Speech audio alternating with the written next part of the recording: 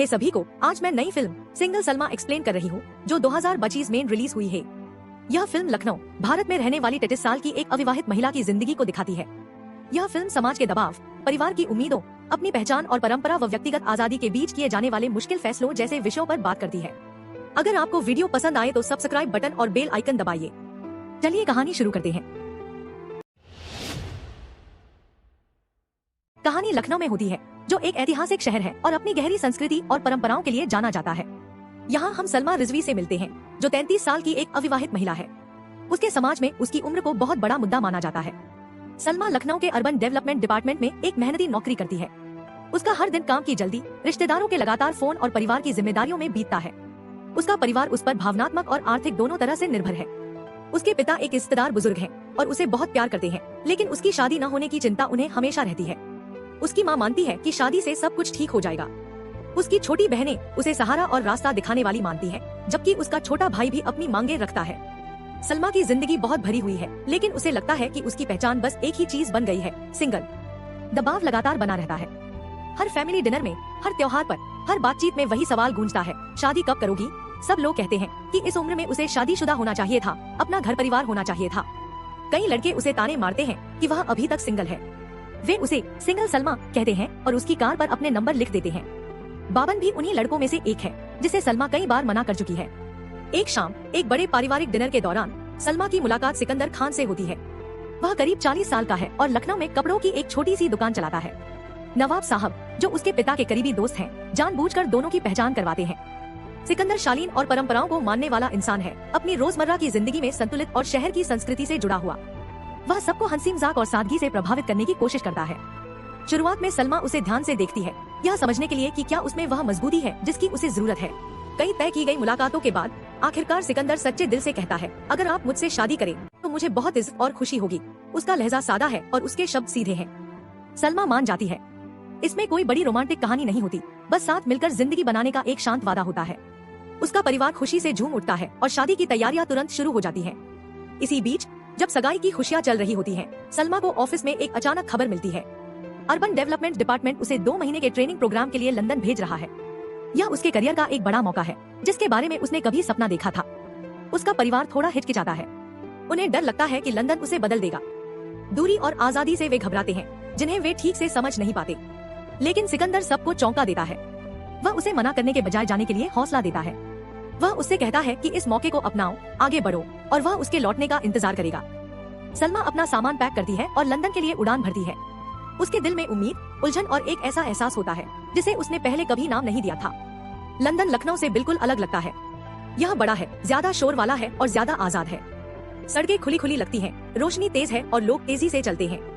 सलमा के नए साथी उसे एक नई दुनिया से मिलवाते हैं। देर रातें, बिना सोचे फैसले, कॉफी पर जाना और लंबी बातें, जो शादी, बच्चों या ससुराल के इर्द गिर्द नहीं घूमती।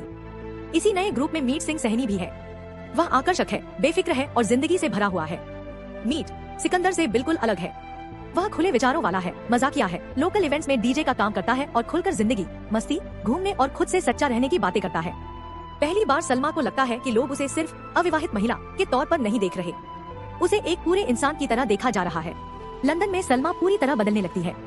वह अलग तरह से हंसने लगती है, अलग कपड़े पहनने लगती है और लोगों से ज्यादा खुलकर बात करती है। लंबे ट्रेनिंग के दिनों के बाद वह और मीट पार्कों में टहलते हैं, साथ डिनर करते हैं और हल्की बातों से आगे की बातें साझा करते हैं। बातें गहरी होने लगती हैं। दोपहर का खाना धीरे धीरे शाम में बदल जाता है। साथ की हंसी अब साथ के सपनों में बदलने लगती है। सलमा जब आईने में खुद को देखती है तो उसे खुद पर यकीन नहीं होता। सामने एक आत्मविश्वासी, जिज्ञासु और जिंदा सी लड़की खड़ी होती है। वह अपने पुराने जीवन और उस जीवन के बीच फंस जाती है जो वह जी सकती है। उसे लखनऊ में इंतजार करता हुआ सिकंदर याद आता है, जो शांत और भरोसेमंद है। फिर उसे मीट याद आता है, जो अनिश्चित है, जोश से भरा और रोमांचक है। मीट सलमा को अपने घर ले जाता है। वहाँ सलमा को उसके परिवार के बारे में पता चलता है, जिसमें उसके अंकल और आंटी शामिल हैं। घर का माहौल सादा और खुला होता है। मीट सलमा को यह भी बताता है कि वह एक लड़की के साथ खुले रिश्ते में है। सलमा को यह बात समझ नहीं आती। वह पूछती है, खुला रिश्ता क्या होता है? मीट समझाता है कि ऐसा रिश्ता जिसमें किसी एक इंसान से पूरी तरह बंधना जरूरी नहीं होता। दोनों साथी अपनी मर्जी से किसी और के साथ भी रिश्ता बना सकते हैं। एक दोपहर दोस्तों के साथ समुद्र तट पर जाने के बाद सलमा और मीट के बीच एक ऐसी बातचीत होती है जो सब कुछ बदल देती है। समुद्र की ठंडी हवा उनकी बातों के साथ बहती है और सब कुछ अलग सा लगने लगता है। समुद्र तट पर सलमा को स्विम सूट पहनने में झिझक होती है क्योंकि वह बहुत पारंपरिक परिवार से आती है, लेकिन मीट उसे हिम्मत देता है। वह कहता है कि जिंदगी में कभी कभी साहसिक कदम उठाने चाहिए, सिर्फ अपनी खुशी के लिए, दूसरों की सोच की परवाह किए बिना। जब सलमा स्विम सूट पहनकर पानी का मजा ले रही होती है, तभी एक जोड़ा वहाँ तस्वीरें ले रहा होता है। एक तस्वीर में गलती से सलमा भी आ जाती है और वे उस तस्वीर को सोशल मीडिया पर डाल देते हैं। लखनऊ में बाबन, जिसे सलमा ने कई बार मना किया था, किसी तरह इंटरनेट पर उसकी तस्वीर देख लेता है। बदले की भावना से वह उस तस्वीर का इस्तेमाल सलमा को अपमानित करने के लिए करता है। वह उन तस्वीरों को छपवाकर पूरे भारत में फैलाने की कोशिश करता है, खासकर लखनऊ में हर दीवार पर उनके पोस्टर लगा देता है। इससे सलमा के घर में बहुत तनाव पैदा हो जाता है। उसके पिता बहुत गुस्सा हो जाते हैं, लेकिन सिकंदर उन्हें शांत करता है और कहता है कि यह कोई बड़ी बात नहीं है। इसके बाद सिकंदर बाबन को ढूंढता है और उससे लड़ाई करता है। दूसरी तरफ समय के साथ सलमा और मीट और करीब आ जाते हैं। वे प्यार, जिंदगी, मकसद, डर और सपनों की बातें करते हैं, ऐसी बातें जो सलमा ने कभी अपने घर में नहीं की थी। उन पलों में सलमा को अपने अंदर कुछ गहरा और नया महसूस होता है, लेकिन सलमा के दिल में गहरी अपराध बोध की भावना होती है। हर रात सोने से पहले उसे सिकंदर याद आता है, उसका धैर्य भरा चेहरा और उसका सच्चा प्यार। वह जानती है कि वह जो कर रही है उससे सिकंदर को बहुत दुख होगा। वह जानती है कि वह अपना वादा तोड़ रही है, फिर भी वह अपनी भावनाओं को नजरअंदाज नहीं कर पाती। उसे लगता है कि वह अपने उस हिस्से को पहचान रही है जो हमेशा से उसके अंदर था, लेकिन जिसे कभी बाहर आने की इजाजत नहीं मिली।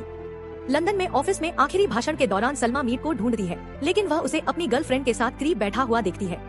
यह देखकर सलमा को बहुत चोट लगती है। तब वह फैसला करती है कि वह सिकंदर की भावनाओं को और ठेस नहीं पहुंचाना चाहती, और यह भी समझ जाती है कि मीट पहले से ही एक रिश्ते में है। 2 महीने बहुत जल्दी बीत जाते हैं। सलमा वापस लखनऊ लौट आती है। अब शहर उसे छोटा सा लगता है, रंग फीके से लगते हैं, बातचीत सधी लगने लगती है। उसका परिवार खुशी से उसका स्वागत करता है और शादी की तैयारियां फिर से शुरू करने के लिए उत्साहित होता है। हंसी और जश्न के बीच भी सलमा के दिल में एक अजीब सा दर्द बना रहता है, एक ऐसा खालीपन और उलझन जिसे वह शब्दों में नहीं बता पाती। सिकंदर इंतजार कर रहा होता है। सलमा को देखते ही उसके चेहरे पर गर्व और प्यार साफ दिखता है। वह तुरंत उनके भविष्य की बातें करने लगता है, घर, बच्चे, तरक्की और एक स्थिर जिंदगी। वह सलमा से अपने शांत और सच्चे तरीके से गहरा प्यार करता है। सलमा उसे धन्यवाद देती है और पूरी कोशिश करती है कि वह वही खुशी महसूस करे जिसकी सबको उससे उम्मीद है। वह सिकंदर के जोश से मेल बैठाने की कोशिश करती है और उसके बताए भविष्य की कल्पना करती है, लेकिन उसका दिल बंटा हुआ महसूस करता है, जैसे 2 अलग अलग दुनियाओं के बीच फंस गया हो, जिन्हें जोड़ पाना बहुत मुश्किल है। सलमा की दोस्त रत्ना उसे समझाती है कि वह सच्चाई को स्वीकार करे कि वह मीट से प्यार करती है।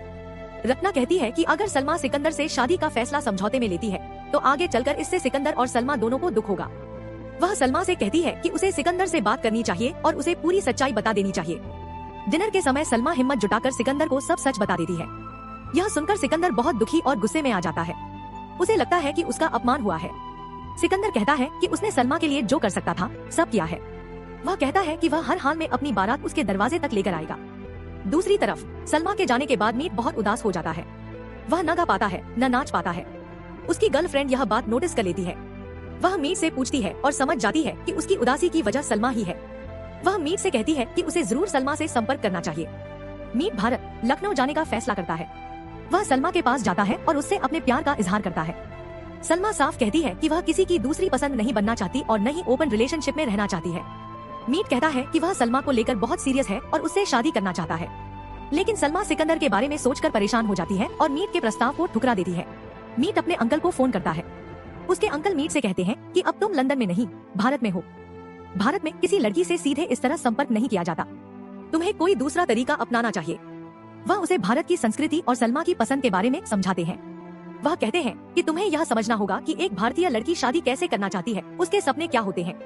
इसके बाद मीट एक लोकल बैंड बाजा की दुकान पर जाता है और सलमा से भारतीय तरीके से शादी करने की तैयारी करता है। दूसरी तरफ सिकंदर भी अपनी शादी की तैयारी में लग जाता है। दोनों की बारातें एक ही सड़क पर आमने सामने आ जाती हैं। एक बारात पारंपरिक होती है जिसमें सिकंदर का परिवार होता है, ढोल बज रहे होते हैं, लोग नाच रहे होते हैं और रिश्तेदार अच्छे पारंपरिक कपड़ों में होते हैं। दूसरी बारात अचानक आती है मीट की आधुनिक म्यूजिक के साथ, जो बिल्कुल अलग माहौल बना देती है। जब दोनों बारातें आमने सामने रुकती हैं, तो सब लोग हैरान रह जाते हैं। कोई कुछ समझ नहीं पाता।